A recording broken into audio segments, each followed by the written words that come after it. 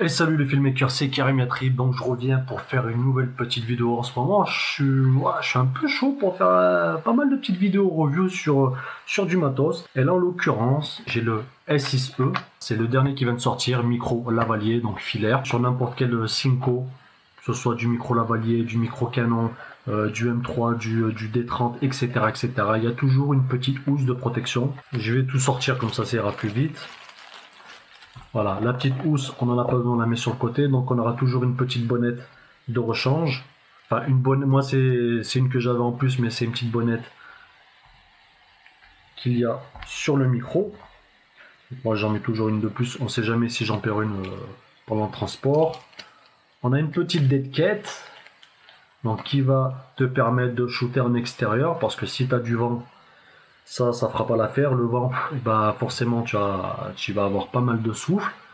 Et ton son va être ruiné, tout simplement. Une petite pince, bien sûr, forcément pour l'accrocher sur le t-shirt. En termes de câble, t'es tranquille, 6 mètres, câble anti-interférence. Le petit boîtier, à l'intérieur tu dévisses, t'as une petite pile. Voilà, petite pile qui est fournie avec, et une petite pile, tu sais, les petites piles boutons, voilà, qui va te permettre d'avoir à peu près 800 heures d'autonomie. On aura une meilleure réduction du bruit, c'est-à-dire que lorsque tu vas shooter et que tu vas enregistrer une interview, tu auras moins de bruit parasite derrière. Donc voilà, ils ont vraiment fait un effort sur tout ce qui est noise, bruit parasite. L'avantage aussi de ce micro par rapport au premier du nom, c'est que là on devait switcher entre caméra et smartphone. Sur celui-là, on n'a pas besoin. Alors, je sais pas si tu as déjà fait attention, sur les mini jack, on a des petits traits noirs. Donc quand il y en a 3, c'est du TRRS. Donc ça veut dire que c'est compatible avec smartphone. Et quand il y en a que 2, c'est que c'est compatible sur caméra. Donc là, en l'occurrence, il y en a 3. Alors je peux brancher mon caméra. Moi, je sais pas ce que j'ai à chaque fois, je veux brancher ma caméra. Donc tu peux brancher le micro soit sur smartphone, sur tablette, sur PC portable, donc sur un boîtier, sur l'Insta 360 que j'ai en face de moi. Je viens juste de recevoir le petit adaptateur pour pouvoir mettre le micro. J'ai aussi mon petit adaptateur qui me permet de brancher mon micro sur mon petit Osmo Pocket. Donc voilà, les petits adaptateurs USB-C ne sont pas fournis malheureusement. Il faut les acheter. Celui-ci m'a coûté à peu près dans les 30 euros. Et pour celui de l'Insta 360, dans une dizaine d'euros. Voilà, AliExpress est ton ami. Et comme je te l'ai dit, tu peux brancher ce micro à peu près sur n'importe quel matos qui te permet de prendre du son, enregistreur numérique, etc., etc. Sachant qu'en fait, ils ont intégré à l'intérieur deux petites puces avec de l'autodétection. Donc lui-même, lorsque tu vas le brancher sur un téléphone, sur ce que tu veux, il va savoir sur quoi tu l'as branché. J'ai branché mon petit S6E, donc je l'ai branché sur mon Zoom, comme je l'ai déjà dit dans certaines de mes vidéos.